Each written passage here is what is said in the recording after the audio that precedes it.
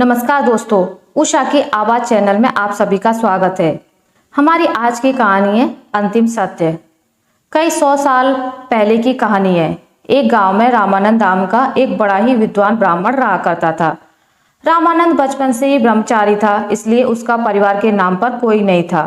हाँ, उसका एक बचपन से ही हरिदास नाम का एक मित्र था। हरिदास जो रामानंद के गांव से 3-4 गांव दूर के गांव में रहा करता था। वो जन्म से ही गूंगा और एक पैर से विकलांग था। एक बार रामानंद को जब मानसिक अशांति सी होने लगी, तब उसने सोचा अपने बचपन के मित्र से मुलाकात की जाए तो कुछ शांति मिले। ऐसा सोचकर रामानंद हरिदास के गांव जाने के लिए निकल पड़ता है। हरिदास के गांव जाने के रास्ते में 3-4 गांव और कुछ जंगल भी आते थे। रामानंद जब जंगल से होते हुए गुजर रहा था, तब उसके साथ सफर में महाकाल नाम का एक आदमी जुड़ गया। महाकाल का साथ पाकर रामानंद को भी अच्छा लगा और बातों बातों में उनका सफर अच्छा कटने लगा। चलते चलते रास्ते में जब पहला गांव आया, तब महाकाल ने रामानंद से कहा कि तुम आगे बढ़ो, मेरा इस गांव में कुछ काम है, उसे खत्म करके मैं तुम्हें आगे मिलता हूँ। रामानंद ने अपना सफर धीरे धीरे जारी रखा। वह अपने सफर में थोड़ा आगे बढ़ा था कि उसे पता चला उस गांव में कोई फांसी लगाकर मर गया है। आगे महाकाल फिर उसके सफर में साथ हो गया। वह दोनों अपना सफर जारी रखते हुए आगे बढ़ते गए। कई मीलों तक चलने के बाद फिर से एक गांव रास्ते में पड़ा, जहां फिर से महाकाल ने रामानंद से कहा कि मेरा इस गांव में कुछ काम है, जो पूरा कर मैं तुम्हें आगे मिलता हूं। और वह उस गांव में चला गया। रामानंद ने फिर धीरे धीरे अपना सफर जारी रखा और थोड़ा आगे जाकर उसे खबर मिली कि उस गांव में एक आदमी को सांप काट गया है और आदमी मर गया है। रामानंद सोच ही रहा था कि यह कैसा अजीब इत्तेफाक है कि जिस भी गांव में महाकाल जाता है, वहां कोई ना कोई बुरी खबर आ जाती है, कि तभी महाकाल फिर से उसके साथ सफर में जुड़ गया। हालांकि रामानंद पूछना चाहता था, लेकिन वह महाकाल से हिचकिचाहट की वजह से कोई सवाल नहीं पूछ पाया। कुछ घंटों तक चलने के बाद फिर से एक गांव आया और फिर से महाकाल उस गांव में चला गया। और जब वह लौट के आया, तब तक रामानंद को पहले से पता चल चुका था कि उस गांव में आग लगने की वजह से कई लोगों की जान जा चुकी है। क्योंकि रामानंद इस बार आगे नहीं बढ़ा था और उसी गांव के पास वाले मंदिर पर रुककर यह सब देख रहा था।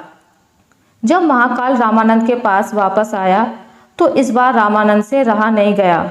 उसने महाकाल से पूछा कि आखिर तुम कौन हो और क्या राज है कि तुम जहाँ भी जाते हो वहाँ पर कोई ना कोई मर जाता है। रामानंद के पूछने पर महाकाल ने उसे सच सच बता दिया कि वह असल में यमराज का एक दूत है, जिसका काम ही लोगों की जान निकालना है। अब तक जो भी हुआ था वह सब देखते हुए रामानंद को उसकी बात तो सच लग रही थी, लेकिन पूरी तरह से विश्वास नहीं हो रहा था। इसलिए उसने महाकाल से पूछ लिया, बताओ अब आगे किसकी मृत्यु होने वाली है। महाकाल, जो बहुत समय से रामानंद के साथ चल रहा था, उसे रामानंद का स्वभाव अच्छा लगा था, इसलिए उसने कुछ भी नहीं छुपाया। उसने रामानंद को बताया कि आगे जिस व्यक्ति की मृत्यु होने वाली है, वो कोई और नहीं बल्कि जिसे तुम मिलने जा रहे हो वही है, यानी कि आगे हरिदास, जो कि खुद रामानंद का बचपन का मित्र है, उसकी जान जाने वाली है। यह सुनकर रामानंद को दुख हुआ, लेकिन महाकाल ने उससे कहा था कि हरिदास की मृत्यु का कारण रामानंद खुद बनेगा। रामानंद ने सोचा कि मैं हरिदास से मिलूंगा ही नहीं तो उसकी मृत्यु भी नहीं होगी। यह सोचकर उसने हरिदास के गांव जाने का मन बदल लिया। लेकिन तब तक हरिदास हाँफते हाँफते उसी जगह आ पहुंचा जहां पर महाकाल और रामानंद रुककर बातें कर रहे थे। इससे पहले कि रामानंद हरिदास से कुछ पूछ पाता, वह जमीन पर गिर पड़ा और वहीं पर उसकी मृत्यु हो गई। रामानंद को कुछ भी समझ में नहीं आ रहा था कि यह कैसे हो गया, लेकिन उसकी समझ में यह आ गया था कि महाकाल सच बोल रहा है। रामानंद ने महाकाल से पूछा, आपने जो कहा था कि हरिदास की मृत्यु का कारण मैं बनूंगा, किंतु यह तो मुझे मिले बिना ही मर गया, ऐसा कैसे हुआ। महाकाल ने रामानंद से कहा, उसकी मृत्यु का कारण अब भी तुम ही हो, क्योंकि यह 2 गांव पहले से ही तुम्हारा पीछा कर रहा था। इसने तुम्हें देख लिया था, लेकिन गूंगा और एक पैर से अपंग होने की वजह से यह तुम्हारी जितनी तेजी से तुम्हारी तरफ बढ़ नहीं पाया और न ही तुम्हारा ध्यान अपनी तरफ खींच पाया। बेचारा लगातार तुम्हारा पीछा करता रहा। जब तुमने आगे बढ़ना रोककर एक जगह पर मेरा इंतजार किया, तब यह अपनी गति से चलते हुए तुम तक पहुंच गया, लेकिन इस बीच इसने थोड़ा सा भी आराम नहीं किया, जिस वजह से इसे दिल का दौरा पड़ गया और यह मर गया। अपने बचपन के मित्र की मृत्यु से दुखी और यह जानकर और भी ज्यादा दुखी कि उसके मृत्यु का कारण भी वह खुद ही है, रामानंद बहुत रोया। रामानंद ने खुद को संभाला और अपने मित्र की अंतिम क्रिया अच्छे से समाप्त की और अपने गांव की तरफ लौटने लगा। जाते जाते रामानंद के मन में सवाल उठा कि उसकी मृत्यु कब होने वाली है, यह पता किया जाए। रामानंद ने महाकाल से विनती की कि वह उसे खुद की मृत्यु का समय और कारण बताए। महाकाल को लगा ब्राह्मण काफी समझदार है और महाकाल ने खुद देखा था कैसे रामानंद अपने परम मित्र की मृत्यु को भी झेल गया था और कम समय में ही स्थिर हो गया था। इसलिए महाकाल ने रामानंद को बताया कि तुम्हारी मृत्यु आज से 3 महीने बाद पड़ोसी राज्य में फांसी लगने से होगी। रामानंद अपने गांव लौट आया। आदमी कितना भी विद्वान और ज्ञानी क्यों ना हो, अगर उसे अपनी मृत्यु का समय पता हो तो उसे रोकने के लिए कुछ न कुछ तो करेगा ही। रामानंद भी इसी बात का पूरा ध्यान रखने लगा कि वह किसी भी कारण और अवस्था में अपने राज्य को छोड़कर कहीं पर ना जाए। फिर भी उसे भूख नहीं लगती, नींद नहीं आती और वह बहुत परेशान रहने लगा। रामानंद के विद्वान होने की वजह से उसकी ख्याति उसके राज्य के राजा तक पहुंची हुई थी। जल्दी ही उसकी इस अवस्था की बात राजा तक पहुंच गई और एक दिन राजा ने उसे अपने दरबार में बुलाया। रामानंद को जब राजा ने दरबार में पूछा कि क्यों वह इतना दुखी रहने लगा है, तब रामानंद ने सारी बात राजा के आगे बता दी।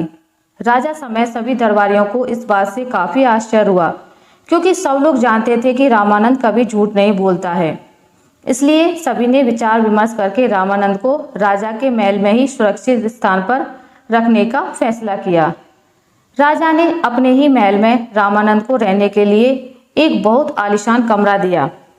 राजा चाहता था कि रामानंद उसके महल में कैदी की तरह महसूस ना करे, इसलिए सभी नौकरों और सिपाहियों को आदेश दिया कि रामानंद को कहीं भी आने जाने से टोका ना जाए।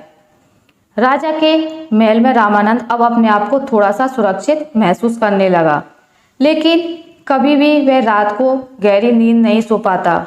उसे बचपन में नींद में चलने की बीमारी थी और यह बीमारी तब ज्यादा असर करती है जब आदमी चिंता में सोए या गहरी नींद ना ले पाए। राजा के महल में रहकर उसकी यह बीमारी अब काफी बढ़ गई, लेकिन इस बात का उसे पता नहीं था और उसे राजा के आदेश होने की वजह से कोई भी नौकर या सिपाही कहीं भी आने जाने से नहीं रोकता था। जल्दी ही वह दिन भी आ पहुंचा जब उसकी मृत्यु होने वाली थी। उस रात भी वो चिंता में सोया और नींद में उठकर चलने लगा। चलते चलते वह महल के अस्तबल में गया। एक घोड़े पर सवार हो गया। घोड़ा राजकुमार का था और राजकुमार अक्सर पड़ोस के राज्य की राजकुमारी को मिलने उसी घोड़े पर जाया करता था।